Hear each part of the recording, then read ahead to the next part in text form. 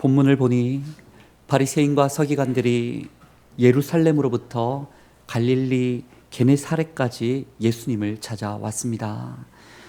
그 이유는 예수님의 제자들이 떡을 먹을 때, 식사를 할 때 손을 씻지 않았다라는 것 때문이었습니다. 오늘로 보면 참 우스운 이야기입니다. 누군가 여러분이 지난주 밥 먹을 때 손을 씻지 않았다고 서울에서 대구까지 찾아와서 따진다라고 한번 생각해 보세요. 아니 뭐 이런 걸로 그러나 우리는 웃고 말 겁니다. 그러나 여러분 짐작하시겠지만 당시 유대인들에게는 이 떡 먹을 때 손을 씻는다라는 건 아주 중요한 일이었습니다. 장로들의 전통에 꼭 그렇게 해야 한다고, 그것이야말로 하나님께 정결할 수 있다라고 명시되어 있었기 때문입니다. 여기에서 우리에게 이해가 필요합니다. 오늘 본문에 등장하는 장로, 여기 장로들의 전통에서 장로는 구약에서 말하는 각 지파의 장로가 아닙니다. 초대교회에서 말하는 그 장로도 아니고 오늘 우리가 부르는 현대교회가 말하는 장로와도 다른 개념입니다. 예수님 당시 그 종교 지도자들이 장로라고 불렀던 그 인물들은 유대법 실행의 책임을 지고 있었던 70인의 공의회, 그 사내들인 일원들을 의미했다라고 합니다. 그들은 로마로부터 허락받은 사법 행정의 권한을 가지고서 공의회, 사내들인 공의회에서 영향력을 행사하였었는데 그들이 기준 삼은 것이 크게 세 가지였습니다. 첫째는 식민국 로마의 법을 가지고 영향력을 나타냈고, 이스라엘의 율법을 가지고 종교적인 신앙의 기준을 잡았고, 또 한 가지가 장로들의 전통이라고 불리는 규범을 가지고 사람들을 치리했습니다. 여러분, 장로들의 전통이 무엇입니까? 들어보신 적 있으신가요? 전통이라는 것은 어느 한 공동체의 오랜 기억과 습성이 축적된 것이라 말할 수가 있습니다. 유대인들은 그 모세가 시내산에서 율법을 받는 것과 동시에 구전으로 입에서 입으로 전하게 되는 또 다른 규범이 있다라고 믿었습니다. 그래서 모세가 그것을 아론에게, 아론이 아들들 엘르아살과 이다말에게, 그리고 또 12지파 72 장로에게, 그리고 그 여러 장로들이 각 회중에게 이 규범을 가르침을 주었다라고 그들은 믿었습니다.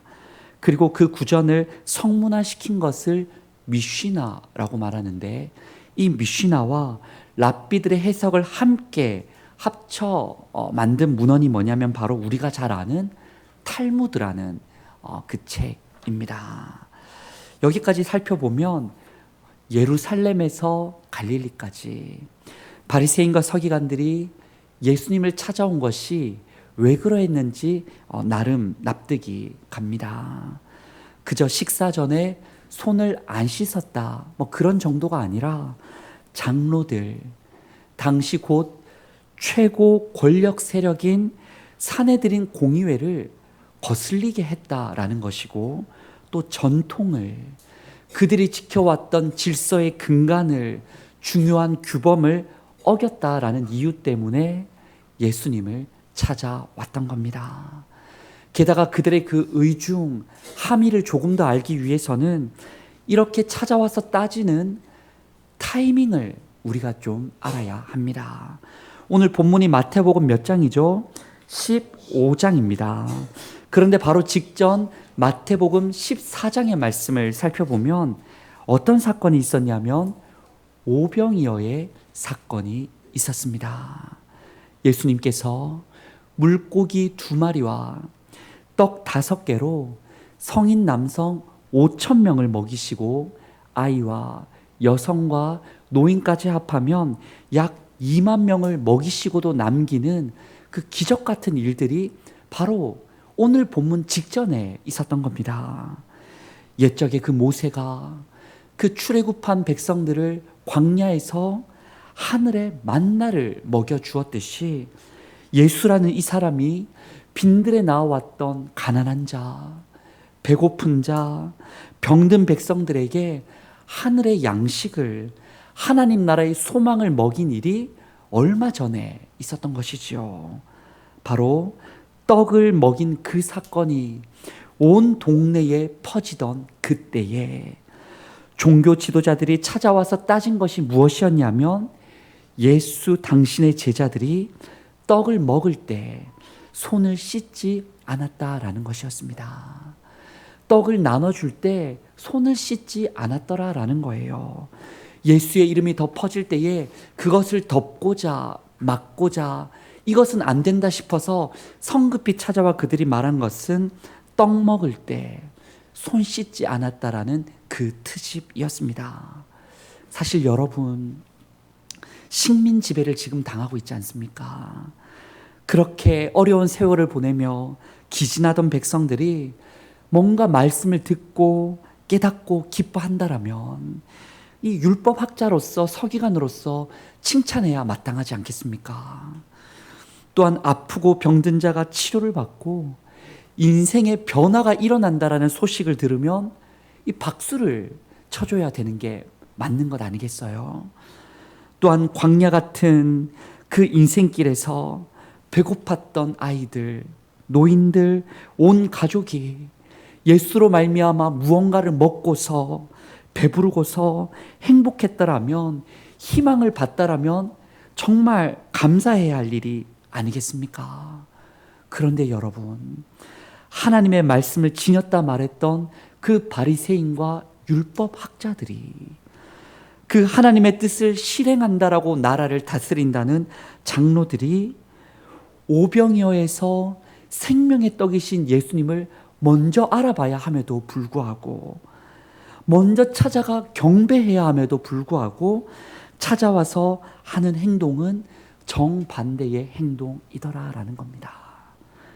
떡을 빌미로 너가 우리를 불편하게 했다. 우리 장로들의 전통을 어겼다. 뭔가 자꾸 거슬린다라며 예수께 그렇게 따지고 그렇게 열심을 내고 있는 겁니다. 여러분, 저는 이 말씀 앞에서 혹여나 오늘 우리 한국교회가, 우리 그리스도인들이 예수님 앞에서 바리새인이면 어떡하지? 혹 우리의 모습이 서기관이면 어떡할까라는 두려운 마음이 생깁니다. 당시 종교 지도자들이 전통을 따라 그러했듯이 우리도 우리 나름의 전통이 있습니다. 주일 성수를 하고 헌금 생활을 하고 매번 회개하고 죄도 멀리하고 기도하는 시간을 사모하여 잘 지키고 있습니다. 그런데 여러분, 정작 한국교회 전반을 살펴보면 교회마다 초청잔치도 하고 그렇게 열심히 전도하지만, 그 나라에 모인 사람의 수를 열심히 중요하게 헤아리지만 찾아온 한 사람 한 사람의 처지와 상황은 관심이 별로 없습니다. 많은 사람들이 몸은 교회에 있고 입술로 교회는 평가하는 데 능하지만 마음에는 나부터 변화되고 공동체를 위해 헌신할 생각이 별로 없습니다. 만민을 위해서 기도하지만 정작 어려운 이웃들과 정말 어려운 주변 사람들이 교회를 찾아오면 우리만의 전통과 높은 문턱으로 그들의 오는 길을 막기도 합니다.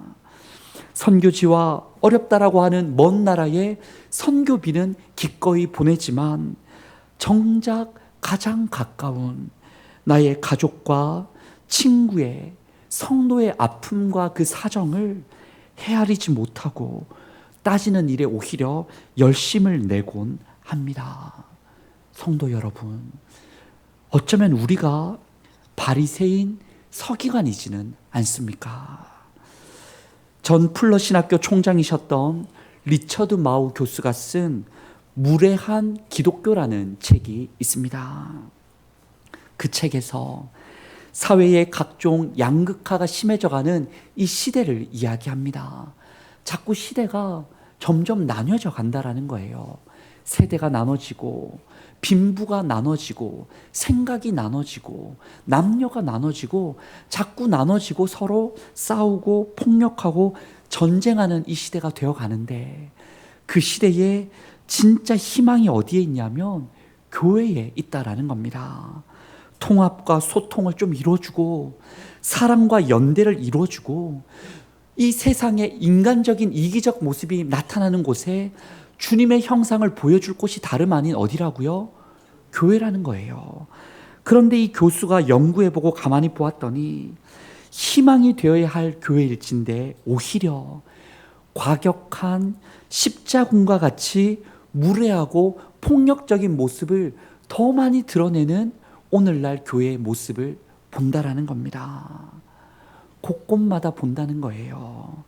그러면서 마우 교수는 말하기를 이 교회가 무분별한 기준 없는 포용도 아니고 또 이 교회가 독선적인 배타주의를 이 시대 가운데 내세울 게 아니라 그리스도를 믿는 자들답게 그리스도적 품격과 예의를 갖추어야 한다라고 그 책에서 주장을 했었습니다. 그럼 여러분, 우리는 지금 그 예수 그리스도의 품격과 예의를 갖추고 있습니까? 어떻게 하면 우리가 그와 같은 주님의 모습을 닮아갈 수 있을까요? 오늘 본문에서 예수님은 장로의 전통을 어겼다라고 찾아왔던 그 무례한 바리새인과 서기관들에게, 어쩌면 우리들에게 이렇게 말씀하십니다. 우리 3절의 말씀을 함께 낭독해 보겠습니다. 대답하여 이르시되 너희는 어찌하여 너희의 전통으로 하나님의 계명을 범하느냐. 아멘. 전통을 내세우며 따지는 바리새인들아, 서기관들아, 오히려 전통을 가지고서 하나님의 말씀을 너희가 어기고 있다라고 예수님 말씀하십니다. 그 예로 든 것이 무엇입니까? 고르반 규정입니다. 여러분, 고르반이라는 말은 헬라어로 하나님께 바쳐진 예물이라는 뜻을 가지고 있습니다. 자신의 소중한 것을 혹은 소중한 사람을 하나님과 성전을 위해서 드리겠다는, 오늘로 치면 아주 특별한 헌금을 드리겠다는 선한 목적의 예물이 고르반입니다. 예나 지금이나 이 내 소유의 소중한 것을 하나님께 드린다는 건 쉬운 일이 아니지요. 아주 좋은 의미의 단어이고 좋은 취지에서 시작된 제도였습니다. 그런데 이 단어가 바벨론 포로기 이후에 이제 포로에서 고향 예루살렘으로 돌아왔던 사람들 사이에서 어떤 신앙의 척도를 보여주는 그런 걸 보여주기 위한 맹세어처럼 쓰여졌다라고 합니다. 내가 이렇게 고르반을 드렸다, 내가 이렇게 잘한다라는 뭔가 뽐내기 위한, 신앙을 드러내기 위한 수단으로 조금씩 쓰이다가 그것이 심지어 장로들의 전통을 통하여서 부모를 위해 쓸 제물이지만 고르반 하기만 하면, 하나님께 예물을 드리면 연로한 부모에 대한 복양의 의무도 면제될 수 있다라고 해석과 규정이 세워지고 말았다라는 겁니다. 유대교에서는 사실 우리들도 그렇죠. 부모를 부양하는 것이 자녀의 당연한 도리였는데 이 고르반 규정이 생기고 나서부터 이를 악용하는 일들이 발생했다라고 합니다.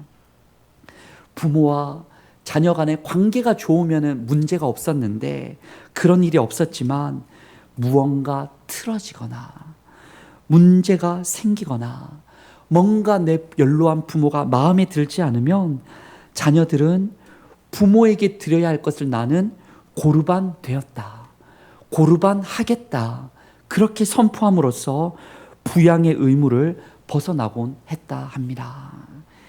경건을 가장한 이기적인 행태가 이 고르반을 통해서 나타난 것이죠. 그럼 여러분, 질문은 이겁니다.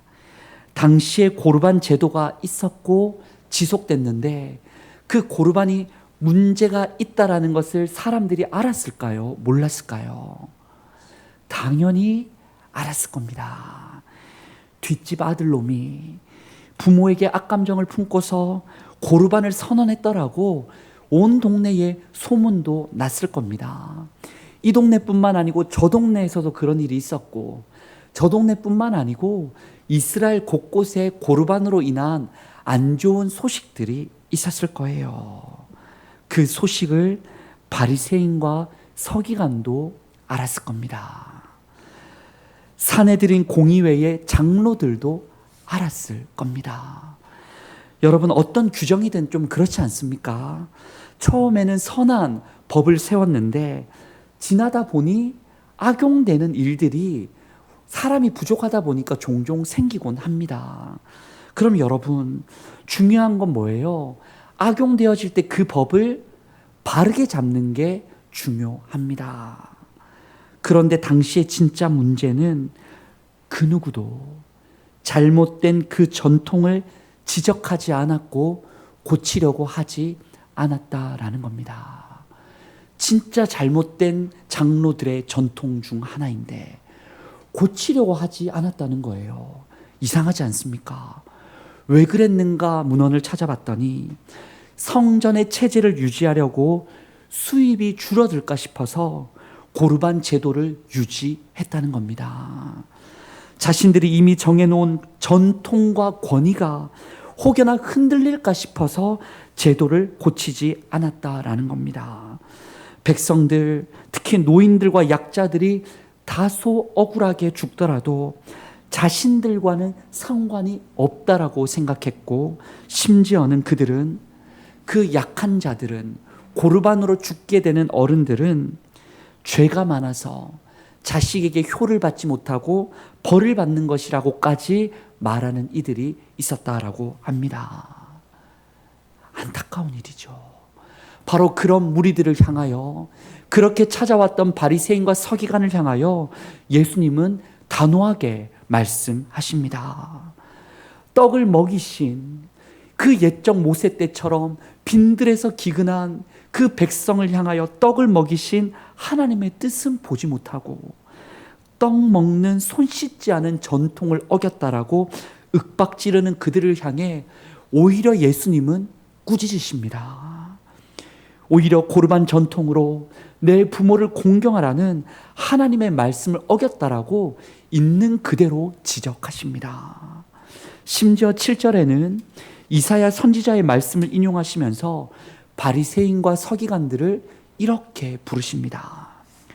외식하는 자들아. 헬라어 원어의 뜻을 보면 위선자들아, 가면을 쓰고 연기하는 자들아라며 찾아온 그들을 민망하게 하십니다. 옆에서 지켜보던 제자들도 예수님의 그 언어의 수위가 좀 심했다고 생각했었는지 그 종교 지도자들이 돌아가고서 예수님께 이런 이야기를 합니다. 우리 12절의 말씀을 함께 읽어보겠습니다. 이에 제자들이 나와 이르되 바리새인들이 이 말씀을 듣고 걸림이 된 줄 아시나이까. 아멘. 그렇습니다, 여러분. 예수님께서는 걸림이 될 줄 아셨지만 무례한 당시 종교 지도자들에게 굳이 그 말씀을 하십니다.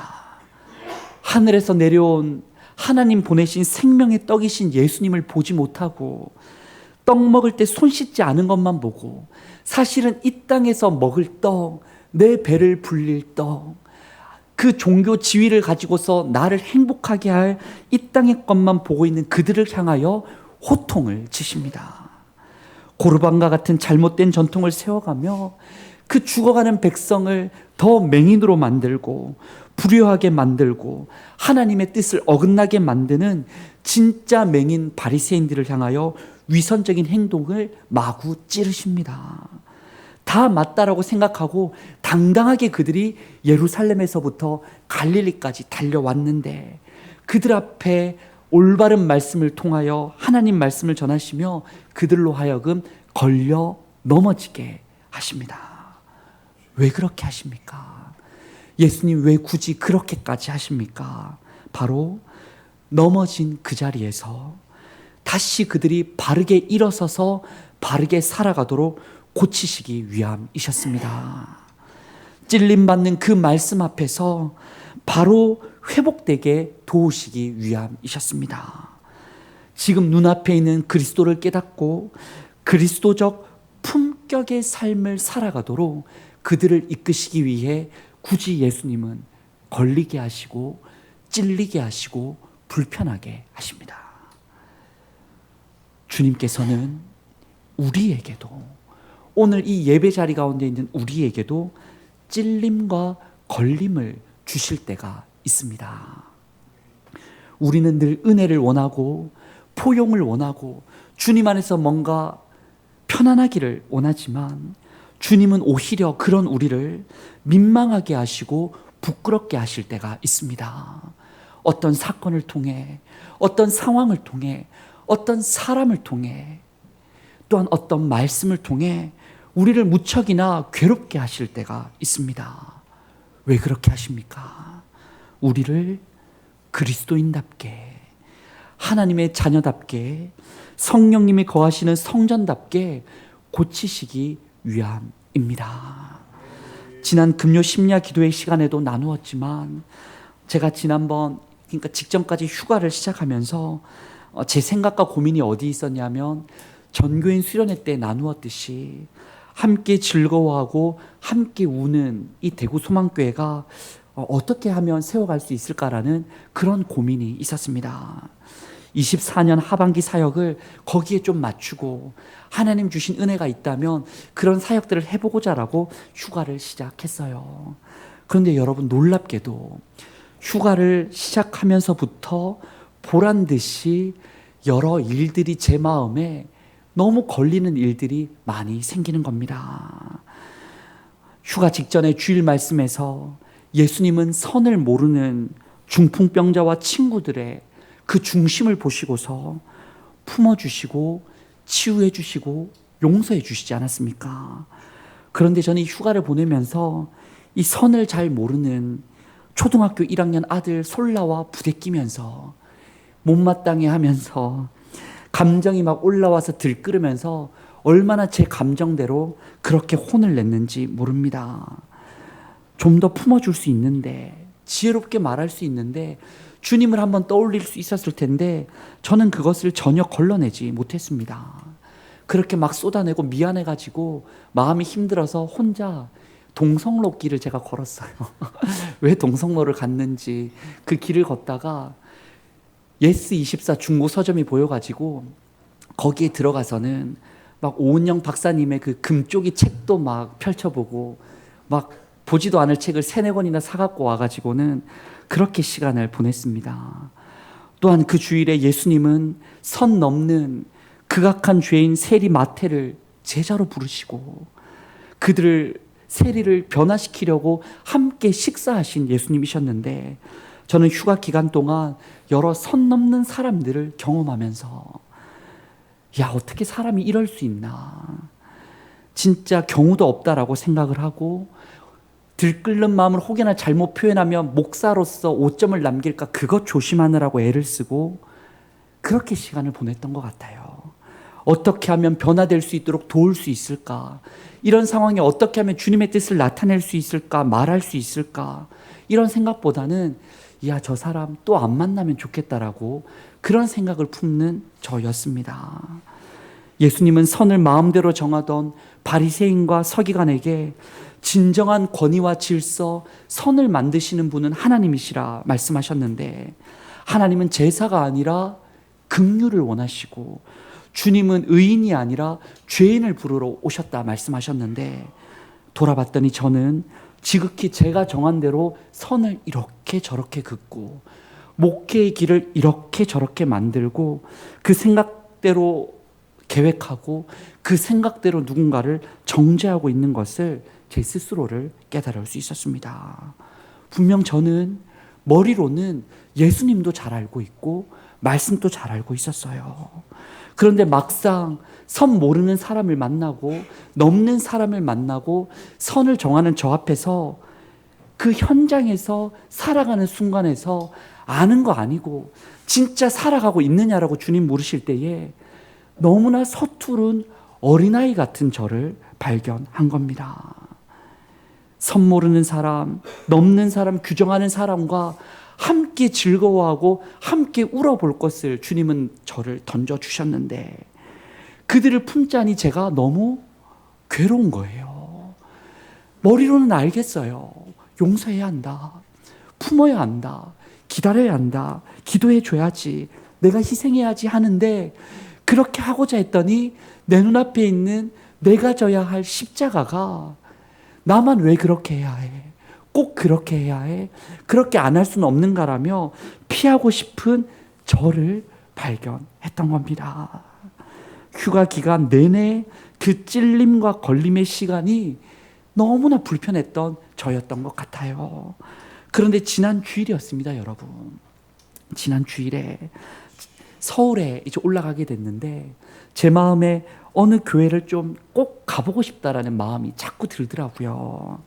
그 교회가 정동 제일교회라는 교회였는데 어느 지인분들의 추천도 있었고 어느 책에서 한번 그 교회의 담임 목사님의 글을 봤는데 너무 인상 깊어서 한번 찾아가 말씀을 들어보고 싶다라는 그런 사모한 마음이 생겼습니다.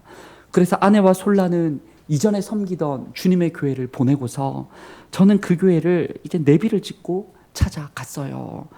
그런데 시간을 맞춰서 찾아갔는데 앞불싸 다른 교회를 찾아간 거예요. 가봤더니 정릉 감리교회를 찾아간 겁니다. 이름이 좀 비슷한 것도 아닌데 이름은 정자만 똑같은데 정동제일교회, 정릉 감리교회 정자만 똑같은데 어떻게 잘못 찾아가서 정릉 감리교회 그 깊숙이 차를 주차해 놓은 겁니다. 이중 주차가 돼가지고 차를 돌릴 수도 없고 시간도 안 되어가지고 그냥 그 교회에서 예배를 드렸어요. 그렇게 예배를 드리려고 앉아서 말씀을 듣는데 그날 주일 말씀이 떨기나무에서 모세를 부르시는 하나님의 말씀인 겁니다. 목사님께서 내 발에서 신을 벗으라는 그 말씀을 하시는데 제 마음이 울림이 오는데 진짜 쿵쿵 마음이 막 요동치며 울리는 것 같았습니다. 왜냐하면 제가 대구 소망교회에 올 때에 하나님께서 제게 주셨던 그 말씀이 교역자실에 족자로 걸어둔 그 말씀이 내 발에서 신을 벗으라. 일어나라 빛을 발하라. 스스로 속이지 말라는 그 세 말씀 붙들고 하나님과 이웃과 스스로에게 부끄럽지 않게 목회하겠다라고 왔었는데 그 잘못 찾아간 교회에서 다시 하나님은 저에게 처음의 마음을 이 교회에 부름받은 그 마음을 회복하고 주님 따르는 하반기 사역을 보낼 것을 초청하시는 것 같았습니다. 위임 목사가 통과되었다고 안주할 게 아니고 목사로서 말씀 전하는 게 곧 내가 살아가는 것인 것 마냥 착각할 것이 아니라 온전히 드리지 못한 저를 돌아보게 하시고 바리새인과 서기관과 같은 나의 신을 벗으라고 그 신을 벗고 주님을 따르라고 하나님 저를 그곳으로 불러주신 겁니다. 사랑하는 성도 여러분, 오늘 말씀이 혹 여러분에게 걸림이 되십니까? 아니면 최근에 어떤 일로 혹은 어떤 사람으로 어떤 말씀으로 어떤 사건으로 자꾸 여러분에게 찔림과 걸림이 혹여나 있으십니까? 간절히 바라기는 바로 거기서 주님의 음성을 민감히 들으실 수 있기를 원합니다. 우리 안에 잘못된 고르반의 전통을 내어 버리실 수 있기를 원합니다. 위선적인 바리새인과 서기관의 누룩을 버리실 수 있기를 원합니다. 진짜 내 신을 벗고 주님께서 기뻐하시는 교회가 되기를, 가정이 되기를, 내가 되기를 결단하고 한 주도 살아가기를 원합니다. 바로 그렇게 우리가 함께 나아갈 때에 진실로 예수 그리스도의 사람답게 살고자 몸부림칠 때에 애쓸 때에 이 맹인과 같은 세상을 회복하시려 우리 주님 우리를 사용하시고 함께 하시고 은혜의 역사를 이루어주실 줄 믿습니다. 그 믿음 따라 한 주 승리하는 우리 모두가 되기를 원합니다. 주신 말씀과 기도 제목을 붙들고 이 시간 함께 기도하기를 원합니다. 주님, 말씀을 잘 안다고 하였지만 손과 발로 실천하지 못한 불순종을 용서하여 주옵소서. 우리 앞에 놓인 믿음과 소망과 사랑의 실천 과제를 이제는 감당할 수 있는, 내 십자가를 내가 지고 갈 수 있는 주님의 마음과 은혜를 허락하여 주옵소서. 걸림이 되는 그 말씀 앞에서 다시 내 발에 신을 벗고 주님을 따르게 하여 주시옵소서라고 우리 시간 주신 말씀을 붙들고 통성으로 기도하겠습니다. 하나님 감사합니다. 오늘 우리를 주님 앞으로 불러주셨습니다. 이 부르신 자리에서 우리를 찌르시고 우리를 걸리게 하시고 우리로 불편하게 하신 주님께 감사와 찬양을 드립니다. 우리는 이미 전통이 있다 말하며 우리 교회만의 자랑이 있다 말하며 내가 가진 자부심이 있다고 말하고 다 이룬 것처럼 말하고 행동하지만 사실 주님 보시기에 바리새인 같고 서기관 같고 위선적이었던 우리의 모습을 고백드립니다. 다시금 말씀 앞에서 우리 눈의 비늘이 벗겨지고 우리 안에 있는 누룩이 버려지며 예수의 형상으로 회복될 수 있기를 원하오니 아버지 우리를 도와주시옵소서. 선을 모르고 선을 넘고 선을 마음대로 정하는 사람들을 비난하던 그 사람들이 다름 아닌 나의 모습이었음을 깨닫습니다. 아버지여, 우리가 바리새인이었고 서기관이었음을 다시 한번 고백하오니 우리로 깨닫게 하시고 내 발에 신을 벗고 우리가 감당해야 할 그 십자가, 주님의 뜻답게 살기 위한 그 십자가, 초대교회가 목숨 걸고 지켰던 그 생명의 떡이신 주님 붙드는 십자가를 우리도 함께 지고 카타콤에서 주님을 기억하며 살아갔던 그들처럼 우리도 깨어 살아갈 수 있도록 도와주시옵소서.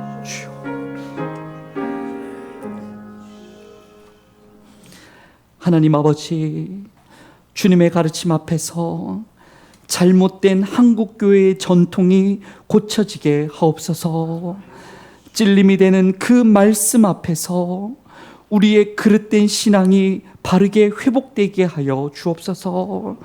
우리를 걸려 넘어지게 하는 그 엄한 경고와 상황들을 다시 우리 중심에 새겨서 선한 것을 말하고 내 십자가를 다시 지고 순종으로 주님을 뒤따라 살아가는 신앙인이 되게 하여 주옵소서. 날마다 우리 발에 신을 벗고 주님 따를 때에 진실로 하나님의 나라가 하늘에서와 같이 우리 가정에, 교회에, 대구 지역에, 이 나라와 온 세상에 임하게 하여 주옵소서. 예수님의 이름으로 기도드립니다. 아멘.